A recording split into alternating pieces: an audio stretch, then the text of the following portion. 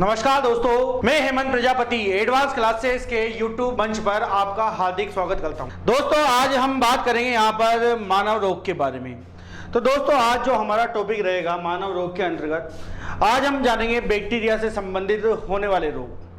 तो दोस्तों, जीवाणु संबंधित जो रोग होते हैं वो हमारे शरीर में कैसे ट्रांसप्लांट होते हैं या जीवाणु क्या होते हैं, सबसे पहले ये जानना जरूरी है। तो दोस्तों, यदि बात की जाए जीवाणु बैक्टीरियाज के बारे में, तो आज का जो हमारा टॉपिक है थोड़ा सा समझते हैं बैक्टीरिया के बारे में। ठीक है, तो बैक्टीरिया के बारे में या जीवाणु के बारे में यदि बात की जाए तो जीवाणु जो है सर्वप्रथम, यदि इसके खोजकर्ता के बारे में बात किया है कि जीवाणु को सर्वप्रथम किसने खोजा था और ये पृथ्वी पर किस प्रकार के जीवों में आते हैं। तो यदि खोजकर्ता के बारे में बात की जाए कि जीवाणु की खोज किसने की थी, तो जीवाणु की खोज का श्रेय जाता है ल्यूवेन हॉग।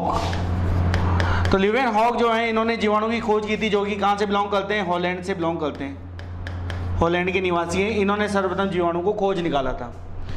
अब बात की जाए जीवाणु के बारे में कि जीवाणु जो है ये किस प्रकार के जीवों की श्रेणी में आते हैं, तो दोस्तों अगर हम बात की जाए हमारे एनिमल किंगडम के बारे में, हमारे जंतु जगत के बारे में, तो जंतु जगत में ये आते हैं प्रोटोजोआ वर्ग में। क्यों आते हैं? क्योंकि क्या होता है कि इनका जो शरीर होता है, जितने भी जीवाणु हमारे पृथ्वी पर, इनका शरीर जो है एक कोशिकीय होता है। शरीर कैसा होता है? एक कोशिकीय शरीर होता है, मतलब पूरे शरीर की जो रचना है वो एक कोशिका से ही होगी। उसी कोशिका में श्वसन होगा, उसी कोशिका में पाचन होगा, उसी में ही उनके जनन अंग होंगे, वो सब कुछ एक कोशिका से ही सारा कार्य करते हैं। तो आप लोगों को केवल इतना सा ध्यान रखना है कि बैक्टीरिया जो है इसकी खोज करी ल्यूवेन हॉग ने, हॉलैंड से बिलोंग करते हैं। शरीर एक कोशिकीय होता है और यदि इनको आकार के अनुसार बात की जाए कि आकार के अनुसार ये कितने टाइप के होते हैं, तो इनके टाइप भी मैं आपको बता देता हूं दोस्तों। कुल 4 टाइप के होते हैं। कितने टाइप के होंगे?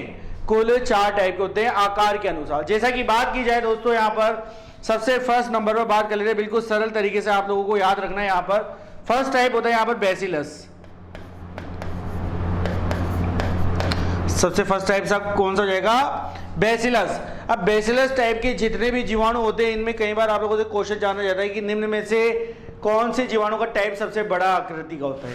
तो यहाँ पर बैसिलस जो है, इसकी आकृति के बारे में बात की जाए तो इसकी आकृति जो होती है ये छड़ाकार होती है। तो आपको यहाँ पर ध्यान रखना है कैसा आकार होगा? छड़ाकार, या आप कह सकते हो बेलनाकार इसका आकार होता है। दूसरे नंबर पर बात की जाए तो दूसरे नंबर पर जो बैक्टीरिया आते हैं आकार के अनुसार, उनको कहा जाता है कॉकस। क्या कहा जाता है? कोकस कहा जाता है। और यदि इनकी आकृति के बारे में बात की जाए तो ये बिल्कुल राउंडेड होते हैं, गोल होते हैं इस प्रकार से। तो ये आपको ध्यान रखना है, किसी आकृति लिए हुए होते हैं, गोल आकार होते हैं। और यदि बात की जाए कि सबसे छोटे जीवाणु कौन से सभी श्रेणियों में, तो कोकस जो है जीवाणु की श्रेणी में सबसे छोटा जीवाणु होता है।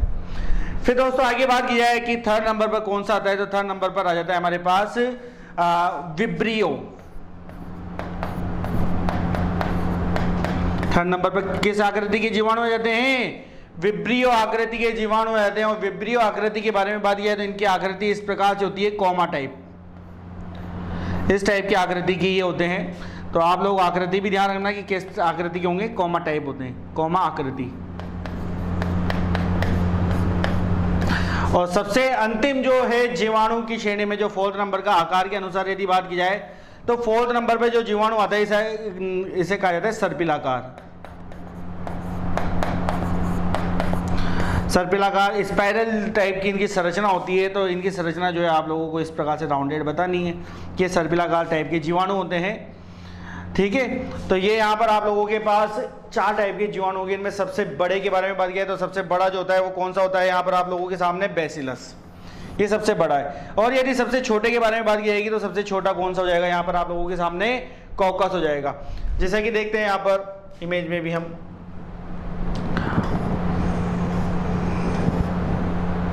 जैसे कि यहाँ पर आप लोगों को देखो, यहाँ पर ये जो है जीवाणु आप लोगों को बताएंगे, ये आपको जो लंबे टाइप के हैं, ये सारे के सारे बेसिलस टाइप के होते हैं। कौन से टाइप के होंगे?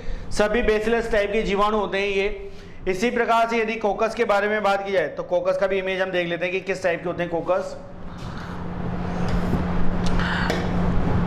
तो ये जो है कोकस है आप लोगों के सामने, जो जीवाणु की श्रेणी में मैंने आपको बताया कि फर्स्ट टाइप होंगे बेसिलस, सेकंड टाइप होंगे कोकस, और यदि थर्ड टाइप के बारे में बात की जाए तो थर्ड टाइप हमारे पास होते हैं कौन से, विब्रियो। तो ये देखो विब्रियो जो है आप लोगों के सामने इस प्रकार से हैं।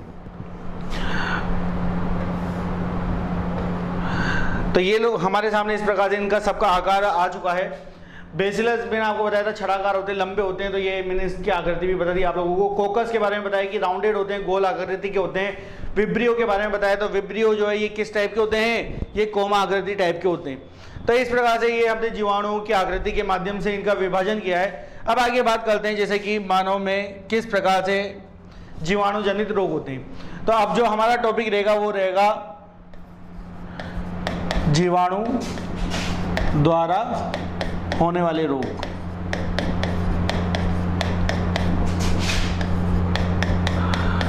ठीक है, जिसे हम कहते हैं ह्यूमन डिसीज।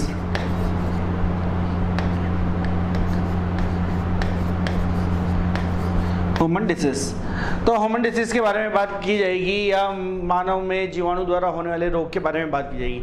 तो दोस्तों इस टॉपिक को पढ़ने के लिए सबसे अच्छी जानकारी में आपको मैं एक प्रमुख खास बात बताना चाहूँगा कि क्या होता है कि जब भी हम बीमारियों के टॉपिक में आते हैं, मानव रोग के टॉपिक में आते हैं, तो यहाँ पर क्या होता है बच्चों को कई बार कन्फ्यूजन होता है।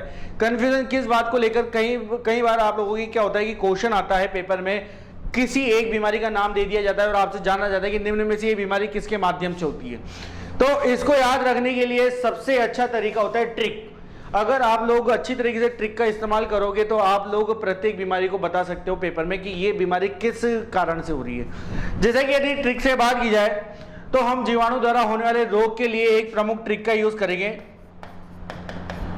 अब वो ट्रिक क्या है, केवल आपको वो ट्रिक याद रखनी है। अगर इस ट्रिक को आप याद रखते हो तो प्रत्येक बीमारी का नाम आपको याद रहेगा, प्लस इसी ट्रिक के माध्यम से आगे बढ़ते हुए हम प्रत्येक बीमारी में ये भी जानेंगे कि वो बीमारी किस अंग को प्रभावित करती है, कौन सा बैक्टीरिया उसके लिए उत्तरदायी होता है हमारे पास। तो चलो हम ट्रिक पर चलते हैं। तो आप लोगों के सामने देखो यहाँ पर एक प्रमुख ट्रिक को बताया गया है कि GST पंडित का न्यू टीका है। बस आप लोगों को इतनी सी ट्रिक को याद रखना है और इस ट्रिक के अंदर प्रत्येक एक शब्द आप लोगों को एक प्रमुख बीमारी के बारे में बताएगा। अब जैसा कि मान लो कल को आप लोगों के पास कोई भी क्वेश्चन या कोई भी आपके पास क्वेश्चन आता है पेपर में, तो आप लोग केवल और केवल इस ट्रिक के माध्यम से उस क्वेश्चन को सोल्व कर सकते हो, क्योंकि इस ट्रिक में बैक्टीरिया की सभी बीमारियां जो हैं आप लोगों को प्राप्त हो जाएगी, जो पेपर में आप लोगों से जाना जाता है। जैसे कि बात की जाए GST में, तो सबसे पहले हम जैसे कि जी को उठाते हैं। अगर जी से हम बात करें कि जी से कौन सी बीमारी प्रमुख रूप से बनती है, तो मैंने आपको पहले ही बताया कि हम प्रत्येक बीमारी में बीमारी का नाम भी जानेंगे, बीमारी किस कारण से हो रही है और क्या कौन से जीवाणु के माध्यम से होती है उसको जानेंगे। तो GST जो है जी से हम प्रेजेंट कर लेंगे। यहाँ पर एक बीमारी होती है गोनोरिया। तो ये आपकी फर्स्ट बीमारी है गोनोरिया, काफी ज्यादा इंपॉर्टेंट है और ध्यान रखना है आप लोगों को कि गोनोरिया जो है सबसे पहले कि प्रभावित किसे करती है, प्रभावित अंग कौन सा होता है गोनोरिया में, ये जाना जरूरी है। कई बार पेपर में आ जाता है कि निम्न में से गोनोरिया जो है ये किस पार्ट पर इफेक्ट डालती है हमारे शरीर की। तो गोनोरिया का जो इफेक्ट है यदि हमारे शरीर पर बात की जाए तो इसका इफेक्ट होता है हमारे यूरिन पार्ट पर। कहां पर होता है, यूरिन पार्ट्स जो होते हैं वहां पर इसका इफेक्ट होता है, मूत्र मार्ग जिसे हम कह सकते हैं। इसके अलावा यदि बात की जाए कि इसके प्रभावित जीवाणु का क्या नाम है, इसके प्रभावित जीवाणु का क्या नाम है, तो गोनोरिया के जो प्रमुख जीवाणु है इसका नाम है नाइसेरियाई गोनोरियाई।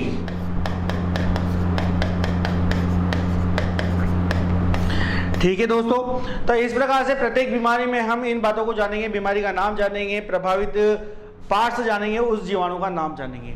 तो नाइसेरियाई गोनोरियाई जो है एक सूक्ष्म जीवाणु है, उसके माध्यम से यूरिन पार्ट को इफेक्ट डालता है और ये जो रोग होता है ये यौन संबंधों को बनाने से ही फैलता है। इसके अलावा और किसी प्रकार का संक्रमण इसमें नहीं है, यौन संबंध बनाने पर यह फैलता है। इसमें क्या होता है, हमारे जो जननांग होते हैं वहां पर क्या हो जाती है, सूजन आ जाती है, इसे सूजकता रोग भी कहा जाता है। इसमें जननांगों में जलन होना, ये सब इसके अंदर सम्मिलित हो जाता है, तो सूजकता के नाम से भी इसको जाना जाता है और इसमें जननांग जो है ये सूज जाते हैं, ये आपको ध्यान रखना है।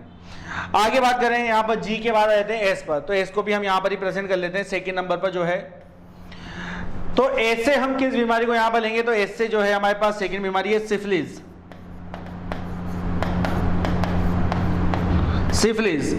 सिफिलिस के बारे में बात किया है तो काफी इंपॉर्टेंट बीमारी है सिफिलिस, और यदि इसके बारे में भी आप लोगों से जानना चाहता है कि ये सिफिलिस जो है किस कौन से अंग को प्रभावित करती है, तो सिफिलिस जो है ये इसके प्रभावित के बारे में बात की जाए तो ये भी क्या करती है, हमारा जो यूरिन पार्ट होता है,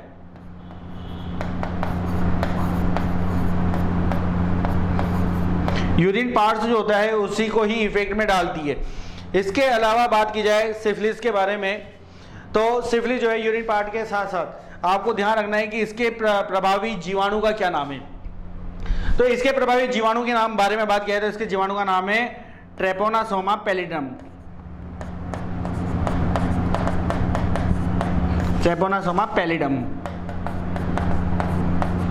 ये इसका प्रमुख उत्तरदायी जीवाणु है। तो ये जो है दोनों किस कारण से फैलेंगे, केवल यौन संबंधों के माध्यम से फैलने वाले रोग हैं, बैक्टीरिया के माध्यम से होते हैं। इसे सुजकता कहा जाता है। सिफिलिस जो है इसमें भी क्या होता है, हमारे जननांगों पर इफेक्ट होता है। इसके अलावा ये किसी अन्य प्रकार से संक्रमित नहीं होते, जैसे कि मान लो किसी को छूने से, किसी के साथ खाना खाने से नहीं फैलते।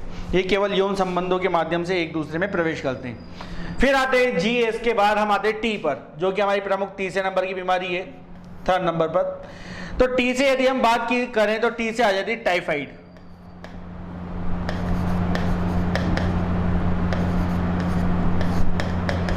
टाइफाइड के बारे में बात किया है तो टाइफाइड के बारे में आप सब जानते हैं अच्छी तरीके से कि सर टाइफाइड किस कारण से होता है और क्या प्रमुख इसके लक्षण है। तो टाइफाइड जो है, अगर इसके बारे में बात किया कि प्रभावित किसे करता है, प्रभावित अंग क्या होता है, तो टाइफाइड में प्रभावित अंग होता है हमारा संपूर्ण शरीर भी होता है। इसके अलावा इसमें जो है आप लिख सकते हो कि हमारी जो आंत है वो इफेक्ट होती है।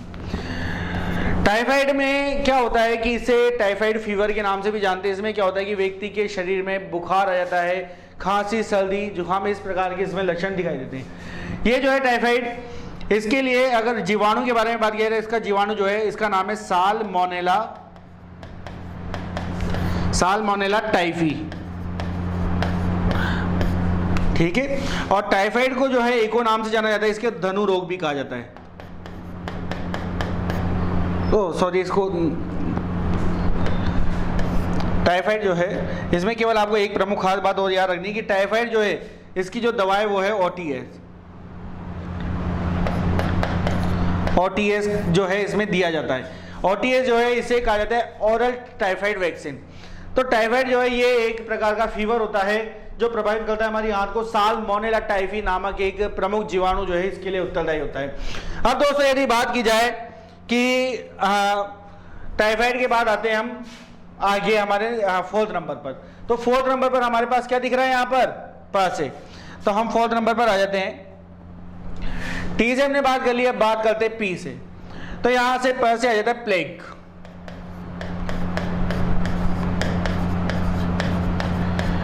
प्लेग के बारे में बात की जाए दोस्तों तो काफी भयानक बीमारी थी। ये भी हमारी जो 19वीं जो शताब्दी थी उसके अंतर्गत काफी सारे द्वितीय विश्व युद्ध के समय भी काफी बीमारी फैली थी ये प्लेग। और ये जो बीमारी है ये चूहों के माध्यम से फैलती है। चूहों के ऊपर रहते हैं पिस्सू, तो चूहों के पिस्सू के माध्यम से फैलने वाली बीमारी है। और इन पिस्सुओं पर बैठकर ये जीवाणु जो होते हैं वो क्या करते हैं, हमारे शरीर पर आक्रमण करते हैं।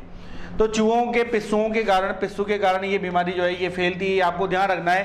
अब बात की जाए कि प्लेग जो है इसका इफेक्ट कहां पर होता है, तो प्लेग का जो इफेक्ट है ये होता है हमारे लंग्स पर, हमारे फेफड़ों पर। इसके अलावा इसका इफेक्ट होता है हमारे पैरों के बीच में कर्व आ जाता है। पैरों के बीच कर्व मतलब कह सकते हो आप पैरों के बीच रिक्त स्थान हो जाता है इसके अंतर्गत। और प्लेग जो है इसके प्रमुख जीवाणु के बारे में बात की जाएगी, इसका प्रमुख जीवाणु कौन सा होता है, तो प्लेग का जो प्रमुख जीवाणु इसका नाम है पास्चुरेला पेस्टिस। पास्चुरेला पेस्टिस, तो ये आपको ध्यान रखना है, इसके जीवाणु का प्रमुख नाम कैसे कहा जाता है, पास्चुरेला पेस्टिस। अब देखो दोस्तों बात की जाए प्लेग के बारे में, तो मैं आपको इमेज भी बता देता हूँ। यहाँ पर प्लेग के चूहों के माध्यम से किस प्रकार से आपके प्रभावित करेगी। तो यहाँ पर जैसा कि दोस्तों हमारे पास एक इमेज है, इस इमेज में समझते हैं हम। तो जैसा कि मैंने आपको बताया कि ये जो है प्लेग किस माध्यम से फैलती है, चूहों के रेट के माध्यम से या माउस के माध्यम से। ये जो चूहे होते हैं इनके जो शरीर है, इनके बालों पर यहाँ पर इस प्रकार से छोटे छोटे जीव लगे होते हैं जिनको कहा जाता है पिस्सू, रेड फ्लाई। तो ये जो पिस्सू होते हैं इनके माध्यम से ये जो है प्लेग हमारे शरीर में ट्रांसप्लांट होता है। हमारे शरीर में ट्रांसप्लांट होगा तो इसमें वही बेचैनी जैसी घटनाएं, हमारे फीवर, जुकाम और इस प्रकार की घटनाएं इसके अंदर होती है। अब बात की जाए कि जो ये प्लेग है ये जो महामारी के रूप में फैला था उस समय इसको क्या नाम दिया गया था? तो प्लेग जैसा कि मैं आपको बता रहा हूँ कि 19वीं शताब्दी में ये काफ़ी महामारी के रूप में फैला था, तो इसका जो नाम दिया गया था इसे ब्लैक डेथ के नाम से भी जानते हैं।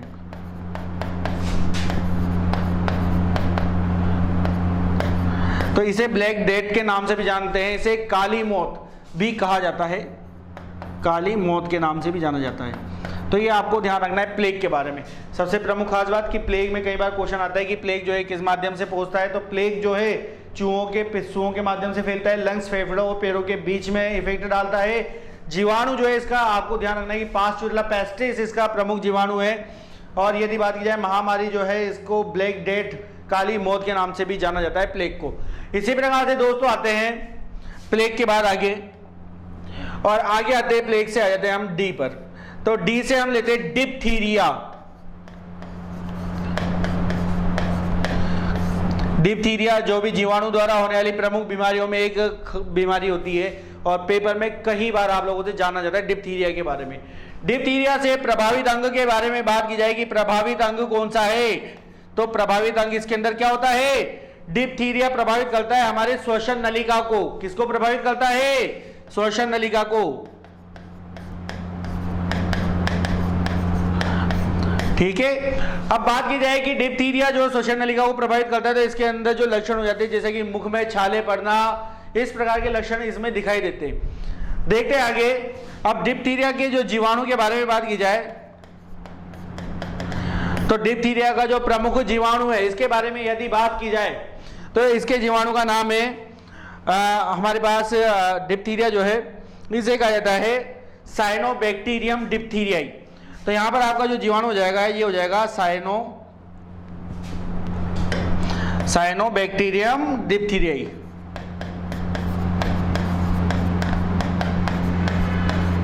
बैक्टीरियम डिप्थीरियाई। तो ये इसका जीवाणु जो है प्रमुख उत्तरदायी होता है साइनोबैक्टीरियम डिप्थीरियाई। देखते हैं इसको इमेज के माध्यम से भी दोस्तों हम कि डिप्थीरिया जो है किस प्रकार से इफेक्ट डालता है। तो यहाँ पर जैसा कि देखो आपको एक इमेज बताया गया है। इस इमेज में आप लोगों को दिख रहा होगा कि ये जो व्यक्ति है इसके मुख में जैसा कि मैंने आपको बताया कि इसके लक्षण में जो है प्रमुख रूप से छाले हो जाना। तो यहाँ पर इस प्रकार से देखो ये जीभ यहाँ से वाइट हो चुकी है, इसकी छालों के टॉन्सिल हो चुके हैं यहाँ पर इस प्रकार से। तो ये जो है हमारे श्वसन नलिका तक इफेक्ट डालता है, ये आपको ध्यान रखना है। इसके अलावा इसका अन्य इमेज भी ये इस प्रकार से। तो इस प्रकार से जैसा कि हमारा जो मुख होता है वहाँ पर क्या होते हैं इस प्रकार से टॉन्सिल हो जाते हैं ये। तो ये आपको ध्यान रखना है इसके अंदर, ये इस प्रकार से। ठीक है। मुख में जलन लगना ये इसके प्रमुख लक्षण में आ जाता है। तो ये डिप्थीरिया होगा जो किसको प्रभावित करेगा? श्वसन नलिका को। और आप लोगों ने जान लिया कि कोरोनिबैक्टीरियम डिप्थीरिया इसका जीवाणु है। प्रभावित अंग क्या होता है? श्वसन नली। अब बात करें दोस्तों डी के बाद आ जाते हैं ट पर। तो हम आ जाते हैं त पर और त से यहाँ पर लेते हैं किस बीमारी का नाम? यहाँ से आता है तपेदिक।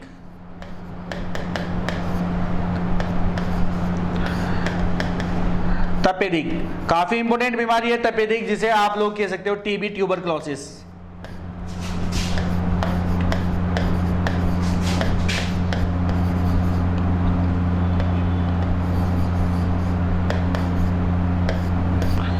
ट्यूबरक्लोसिस।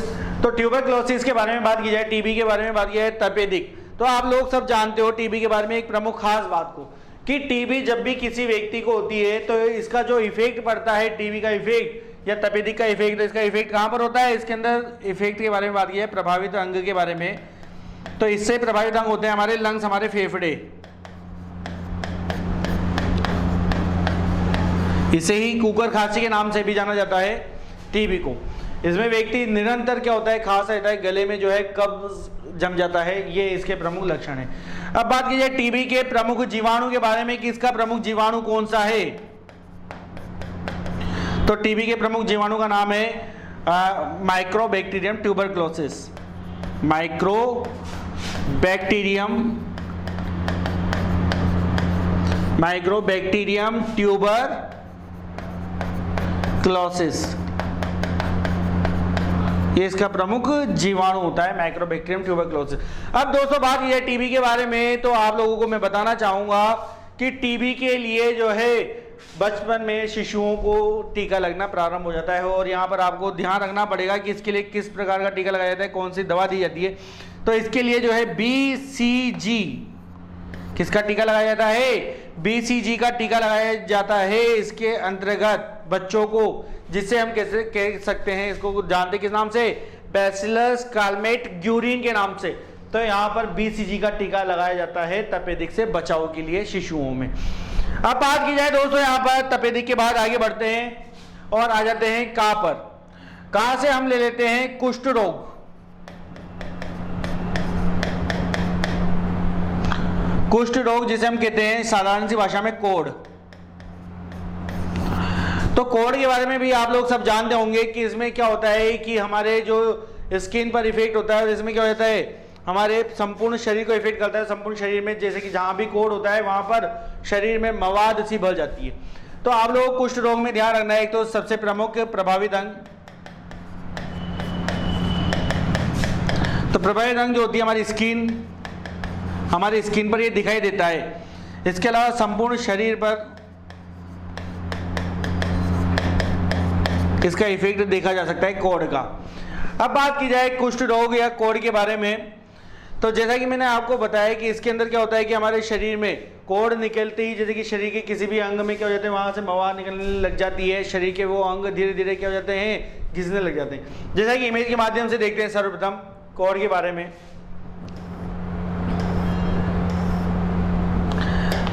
तो आप लोगों ने सबने देखा होगा इस प्रकार की ये बीमारी थी।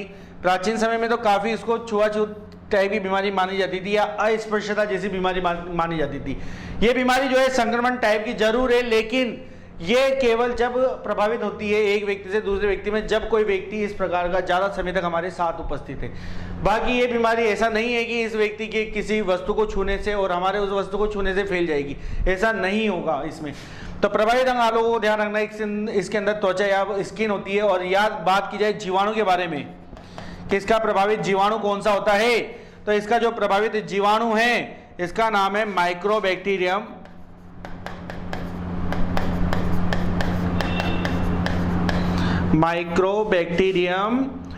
ट्यूबरक्लोसिस और माइक्रोबैक्टीरियम लेप्री। तो इसका जो जीवाणु होता है इसका नाम है माइक्रोबैक्टीरियम लेप्री के नाम से जाना जाता है। ठीक है दोस्तों, तो ये हो गया हमारा कुष्ठ रोग। प्रभावित अंग आप लोगों को ध्यान रखना है कि हमारी स्किन होती है, हमारा संपूर्ण शरीर होता है, इस प्रकार से कोढ़ निकल आते हैं। इस प्रकार से देखो यहाँ पर दिख रहा होगा आप लोगों को। और माइक्रोबैक्टीरियम लेप्री नामक जीवाणु जो है इसके लिए उत्तरदायी होता है। अब आगे बात की जाए दोस्तों, कहाँ के बाद आए थे, न्यू पर। तो न्यू पर जैसे कि बात की जाए तो न्यू से हम क्या बना लेंगे, न्यू से हम बना लेंगे निमोनिया। तो आप सब जानते हो निमोनिया के बारे में, काफी इंपोर्टेंट बीमारी है निमोनिया। और यदि बात की जाए कि निमोनिया जो है किस अंग को, किस पार्ट को प्रभावित करेगा हमारे शरीर में, तो प्रभावित अंग के बारे में बात की जाए तो निमोनिया का जो प्रभाव है ये हमारे कहां पर दिखाई देता है, हमारे फेफड़ों पर, हमारे लंग्स पर। ये ज्यादातर जो है निमोनिया बच्चों को संक्रमित करता है। इसमें क्या होता है निमोनिया के अंतर्गत कि बच्चों के जो लंग्स है वो प्रभावित होते हैं, इसके अंदर जो है लंग्स में कफ जम जाता है। क्या हो जाता है, इसमें कफ जम जाता है। और ये किस जीवाणु के माध्यम से होता है, कौन सा जीवाणु इसके लिए उत्तरदायी है, तो इसके बारे में यदि हम बात करें कि कौन सा जीवाणु यहाँ से उत्तरदायी होगा, तो इसके लिए जो होता है प्रमुख जीवाणु, तो इसके जीवाणु का नाम है डिप्लोकोकस न्यूमोनी। तो ये आपको ध्यान रखना है इसके जीवाणु का नाम, कि इसके जीवाणु का नाम क्या रहेगा, डिप्लोकोकस डिप्लोकोकस न्यूमोनी, इस प्रकार के जीवाणु के माध्यम से हमारे निमोनिया प्रभावित करता है। अब देखो दोस्तों, मैंने आपको जब श्रेणी बताई थी जीवाणुओं के बारे में, तो मैंने आपको बताया था यहाँ पर कि जीवाणुओं की जो आकृति होती है वो भी यहाँ पर कई बार आपके सामने आएगी। तो ये किस आकृति का होगा? कोकस आकृति का। मतलब ये जीवाणु जो है इस प्रकार का राउंडेड जीवाणु, सबसे छोटी आकृति का जीवाणु होता है। आगे बात करें निमोनिया के बाद आए थे टी सर, टी पर। तो टी से बात करते हैं, तो टी से बात करेंगे हम। यहाँ पर आता है लास्ट बीमारी हमारे पास टिटनेस, काफी इंपॉर्टेंट बीमारी टिटनेस। और आप सब जानते होंगे कि टिटनेस जो है किस माध्यम से फैलता है किसी भी व्यक्ति के शरीर में। तो टिटनेस जो है ये खुले घावों के माध्यम से या किसी भी धूल लगी वस्तुओं से या जंग लगी वस्तुओं से चोट लगने पर हमारे शरीर में प्रवेश करता है। जैसा कि यदि बात की जाए, यहां पर मैं आपको इमेज के माध्यम से बताता हूं। प्रारंभ में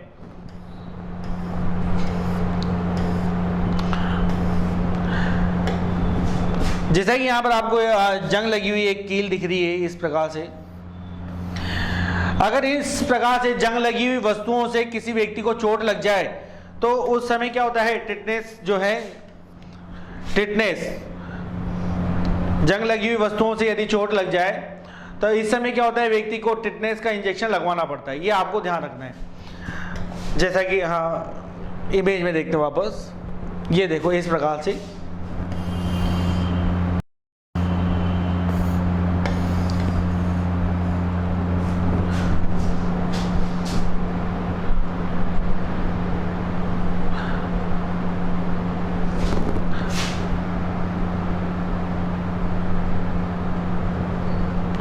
ठीक है। तो इस प्रकार से जैसा कि आपको बताया कि यहाँ पर इस जंग लगी हुई वस्तुओं से ये चोट लगने पर क्या होता है? टिटनेस का टीका लगवाना पड़ता है। तो जैसा कि हम बात करें टिटनेस के बारे में,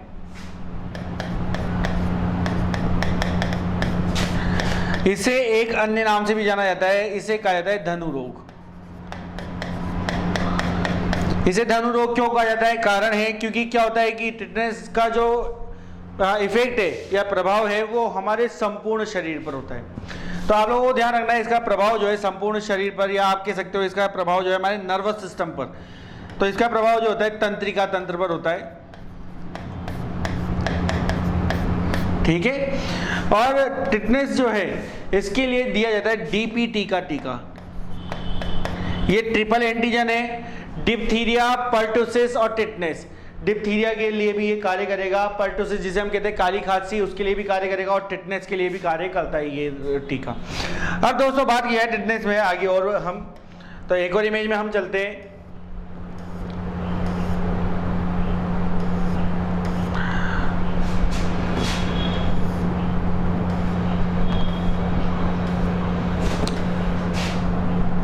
तो देखो दोस्तों, यहाँ पर आप लोगों को एक और इमेज यहाँ पर बता दी गई है लोकल टिटनेस के बारे में। यहाँ पर एक इमेज के माध्यम से टिटनेस होने पर व्यक्ति जो है इस प्रकार से अचेत भी हो जाता है कई बार। तो इसका जो प्रभाव है इसमें क्या होता है, जो हमारा शरीर होता है, इसे धनु रोग इसलिए ही कहा जाता है कि इसमें हमारा शरीर जो है कैसे धनुष की तरह मुड़ जाता है, इसलिए इसे धनु रोग के नाम से भी जाना जाता है। तो ये आपको ध्यान रखना है टिटनेस के बारे में। इसके अलावा टिटनेस में जो है कौन सी वैक्सीन लगाई जाती है, तो उसके लिए लगाया जाता है OTS, ऑरल टिटनेस सीरम। तो OTS का प्रयोग किया जाता है जब भी जैसे कि हमारे टिटनेस से कोई बीमारी होती है तो हम क्या करते हैं, सबसे पहले इंजेक्शन लगवाते हैं। तो वो किसके दिया जाता है? OTS का, OTS ऑरल टिटनेस सीरम के नाम से उसको दिया जाता है, sorry anti tetanus serum, ATS कहा जाता है। तो एंटी टिटनेस सीरम का जो है इंजेक्शन हमको दिया जाता है। फिर टी से आ जाते हैं आगे, कहाँ पर आ जाते हैं, और कहाँ से हम ले लेते हैं, कौन सा, कहाँ से ले लेते हैं, काली खांसी।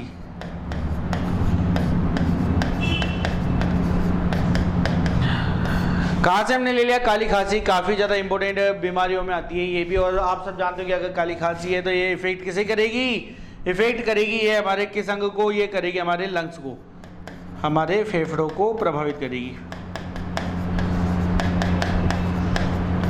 तो ये आपको ध्यान रखना है दोस्तों कि इसका जो प्रभावित अंग है वो क्या रहेगा, वो रहेगा इसका प्रभावित अंग काली खांसी का हमारे फेफड़े, हमारे लंग्स।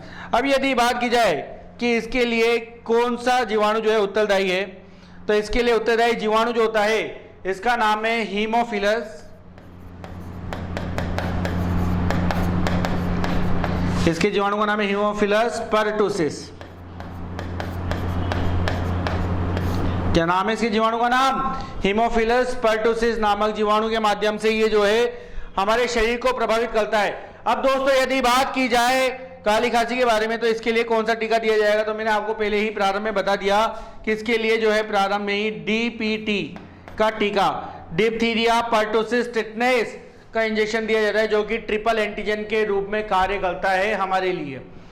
आगे बात करें तो का के बाद हमारे पास क्या आ जाता है, अंतिम हे आ जाता है। अब हे से यदि हम बात करें कि हे से हम क्या मानेंगे, तो ये यहां पर मैं हे लिख देता हूं, और इससे कौन सी बीमारी बन जाती है, हेजा, जिसे हम कहते हैं कोलेरा। हेजा या कोलेरा के बारे में बात किया तो काफी इंपॉर्टेंट बीमारी है और आपको जानना जरूरी है कि ये किस माध्यम से फैलती है। तो ये जीवाणुओं में दूषित जल द्वारा, दूषित जल, दूषित भोजन के द्वारा जो है ये बीमारी हमारे शरीर में प्रवेश करती है। तो ये आपको ध्यान रखना है हेजा कोलेरा के बारे में कि ये बीमारी किस माध्यम से पहुंचेगी शरीर में, दूषित जल, दूषित भोजन के माध्यम से हमारे शरीर में प्रवेश करेगी। जैसा कि आपको एक इमेज में बताया गया है कि कई बार क्या होता है, जो कच्ची बस्तियां होती है वहां के बच्चे जो होते हैं इस प्रकार से दूषित जल, दूषित भोजन के साथ ही अपना जीवन व्यतीत करते हैं। तो यहाँ पर ये बीमारी ज्यादा से ज्यादा देखने को मिलती है।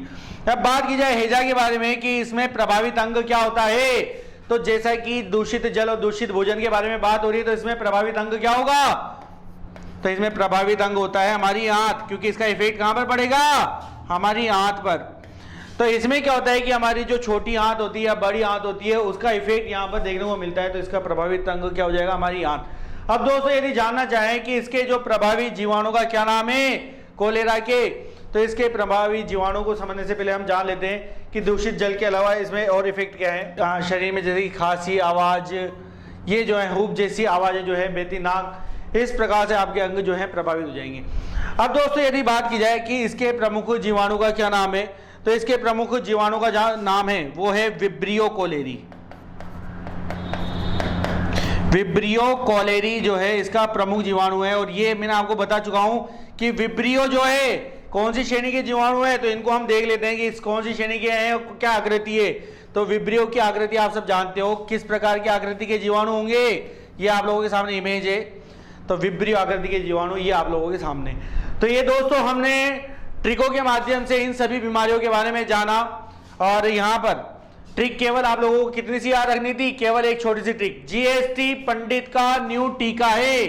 बस एक इतनी सी लाइन को आप लोगों ने याद रखा और प्रत्येक बीमारी आपके सामने प्रेजेंट होगी। तो दोस्तों ये हमारी हुई जीवाणु संबंधित सभी बीमारियां जो कि आप लोगों को पेपर में ज्यादा से ज्यादा मदद करेगी। तो दोस्तों आज के लिए बस इतना ही, हम मिलते हैं नेक्स्ट क्लास में नेक्स्ट टॉपिक के साथ, तब तक के लिए धन्यवाद।